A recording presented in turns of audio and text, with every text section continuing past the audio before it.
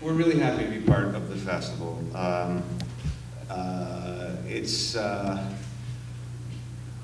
Blue Sky lives here in this region. We're part of this part of the world with you guys, and it's just fun to finally have an opportunity to participate in the festival and to participate in the spirit of the festival, which is really kind of the roots of our company. We've grown quite a bit, and we may seem more commercial than many of the films that you see at the festival, but believe me, we came from humble beginnings.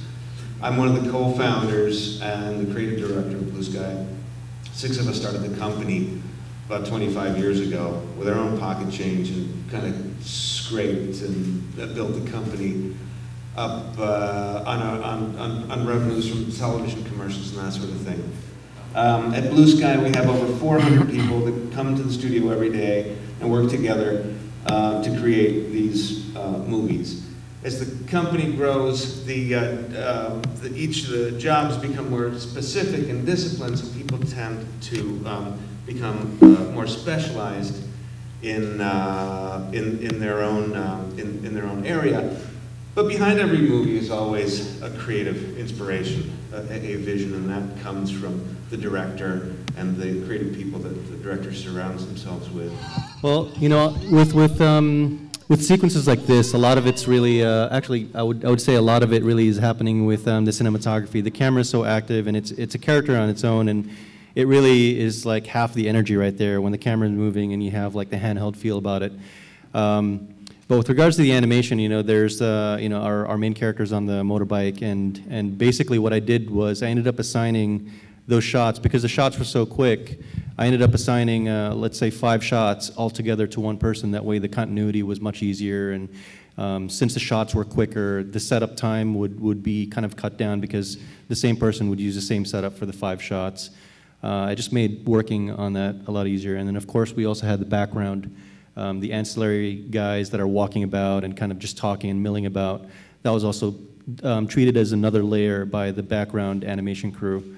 So we would have our principal animators take care of the principal action that was happening, and then we would have a background crew that would kind of go over it again and take care of just the ambiance and make sure there's life in the city, in the favelas. And redesigning an animation so that he looked more consistent in 3D shots than it actually does in the model. Like, even if you took the one model and turned it around, you wouldn't get the same blue from the front that you would from the side. It just felt like a different character. So, you know, there's just some of the sleight of hands that we have to do in our department. If you can make something that looks indistinguishable from reality, then you can start to create things which are very fantastical, but look like they could exist in reality, like Inception, or, you know, those kinds of visualizations, and, you know. So if you can replicate reality, then you can make the non-real look real. You know, in live action, you have the camera and the action's being shot, and that's it. That's your take. In animation, we can actually animate it, and if the eye line goes beyond the frame, we want to keep the eye line in there. Renato and his camera guys can actually readjust the camera on the fly, and it'll still hold up. You know, and that's really nice that he can compose on the fly, and maybe the performance is actually done, and he still has a chance to compose it, which is really nice. It's all recreated. Nothing is real. There's no photography reference there. It's all recreated in CG.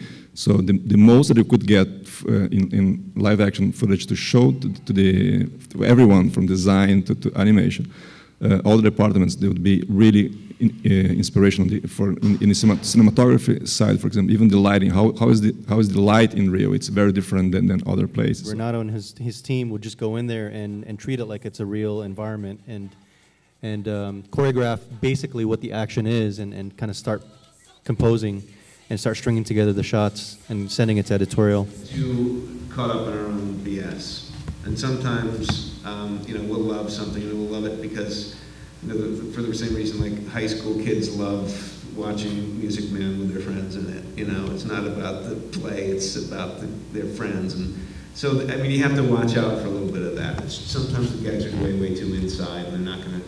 And for, you know, that kind of objectivity, it's good to have really talented, objective executives watching. So, you know, the studio is comprised of the people that are going to, like, put, you know, tens of millions of dollars of their resources in, tens of millions more of their resources into marketplace, stake their reputation with other, people that are going to license our idea and help us market it, stake their reputation on getting, other talent actors and all that stuff.